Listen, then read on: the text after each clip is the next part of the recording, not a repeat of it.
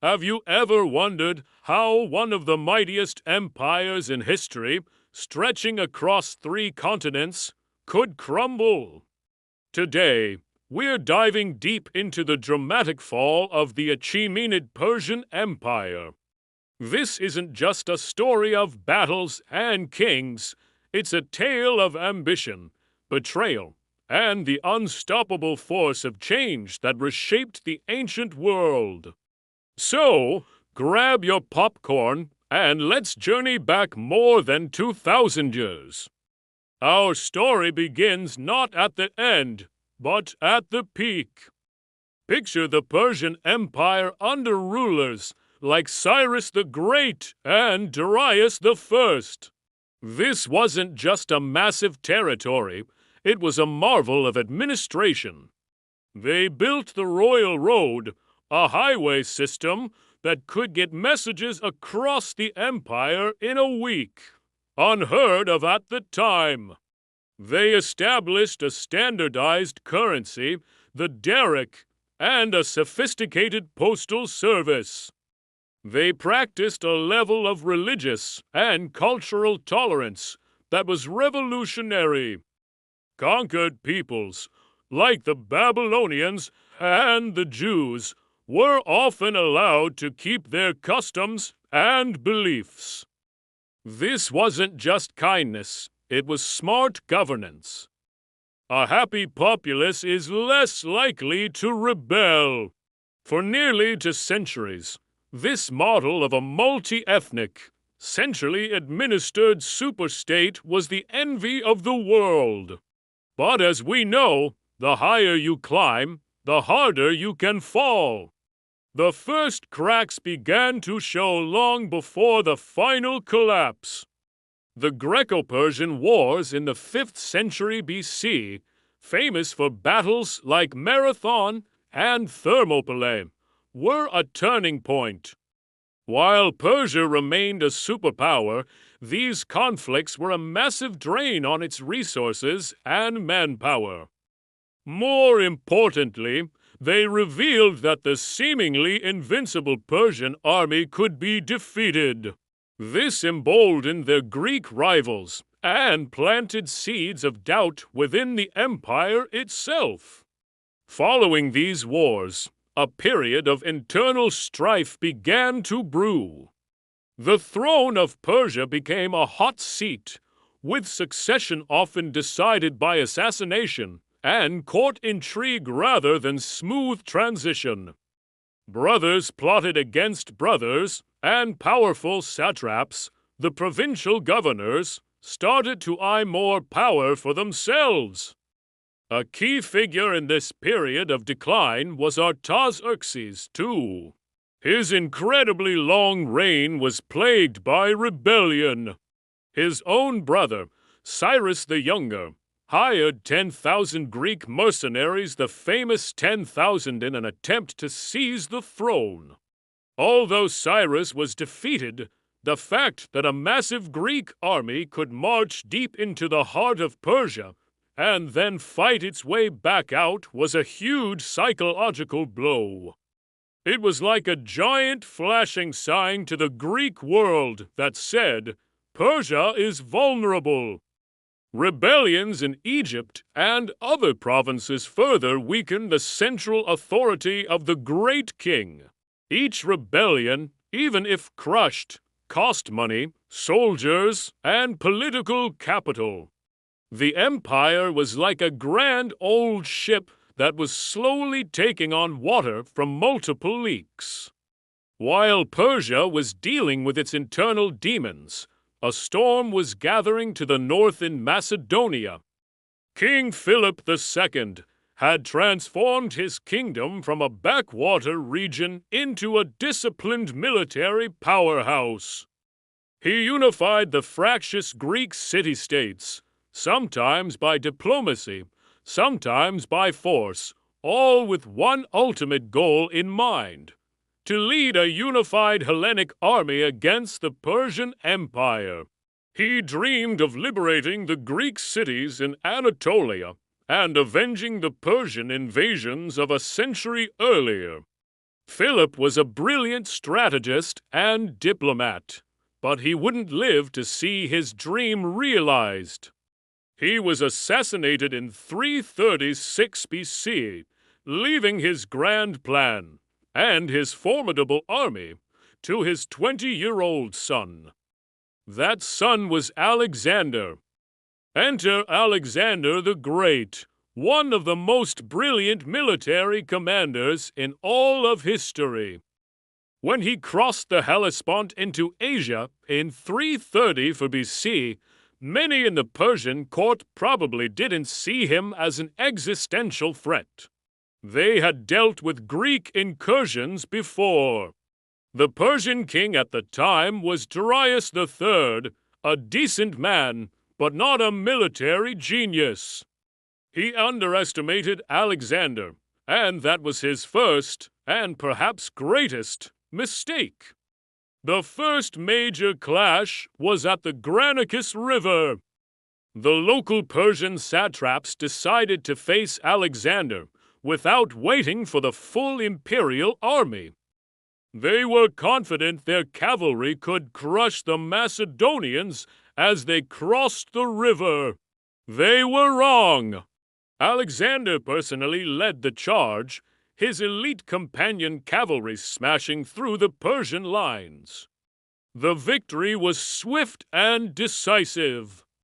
It opened up all of Asia Minor to Alexander and sent a shockwave through the Persian Empire. Darius III could no longer ignore the young Macedonian king. Now, Darius took the threat seriously. He amassed a huge, multi-ethnic army, a force that on paper should have annihilated Alexander's smaller, albeit more disciplined, force. They met at Issus in 333 BC.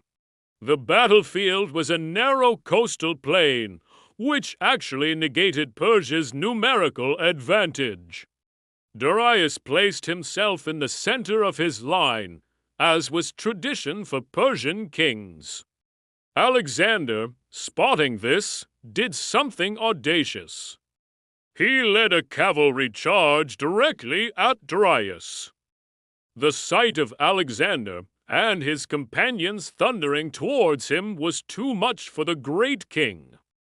Darius panicked, turned his chariot, and fled the battlefield. When an army sees its king run, morale evaporates. The Persian line collapsed, and it was a total rout. In a stunning turn of events, Alexander even captured Darius's family, his mother, wife, and children whom he famously treated with respect. After Issus, Alexander didn't chase Darius immediately. Instead, he systematically secured the Mediterranean coast, capturing strategic naval bases like Tyre and conquering Egypt, where he was welcomed as a liberator and declared a pharaoh. This was a brilliant strategic move. It cut Persia off from its fleet and secured his supply lines before he plunged deeper into the empire as heartland. Finally, the stage was set for the ultimate showdown. In 331 BC, on the plains of Gaugamela, near modern-day Mosul in Iraq, the two armies met for the last time. Darius had learned from his mistakes. He chose a wide, open plain to maximize his numbers and his Scythed chariots. He had an enormous army, perhaps 250,000 men, drawn from every corner of his vast empire. Alexander was outnumbered at least 5-1. The night before the battle, his generals advised a night attack. Alexander famously replied, "I will not steal my victory." He was going to win in broad daylight, against all odds.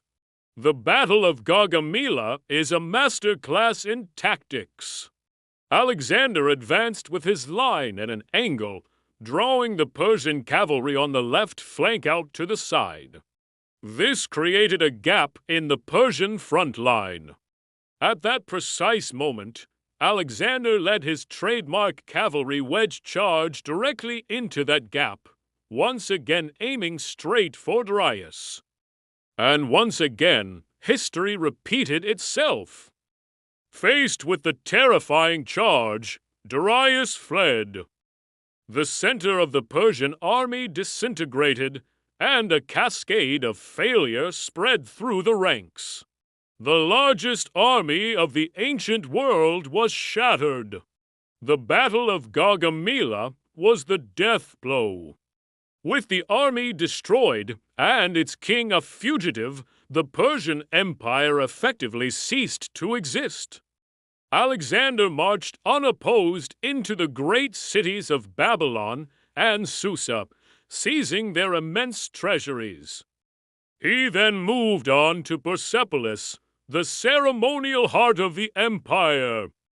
In a controversial act that is still debated by historians, he burned the grand palace to the ground, perhaps as a symbol of the end of Persian rule, or perhaps as an act of revenge for the burning of Athens a century before. What about Darius III? He fled eastward, hoping to raise another army. But his own nobles and satraps had lost faith in him. Betrayed by one of his own governors, Bessus, Darius was assassinated and left to die on the side of a road. Alexander, upon finding his body, reportedly covered it with his own cloak and gave him a royal burial. And so, the Achaemenid Persian Empire, a global power for over 200 years, fell in just over 4. It wasn't just due to Alexander's genius, but also because of the internal wrought-the-court intrigues, the rebellious governors, and the economic strain that had weakened it from within. Alexander was the catalyst, the unstoppable force that struck a structure that was already cracking. The fall of Persia ushered in a new era, the Hellenistic Age, where Greek culture spread across the vast territories Alexander had conquered, creating a fascinating blend of East and West that would shape the world for centuries to come. Thank you so much for joining me on this journey through one of history's most pivotal moments. If you enjoyed this deep dive, make sure to hit that like button, subscribe to the channel, and ring the notification bell so you don't miss our next historical adventure. Let me know in the comments what empire you'd like to see us cover next. Until then, stay curious.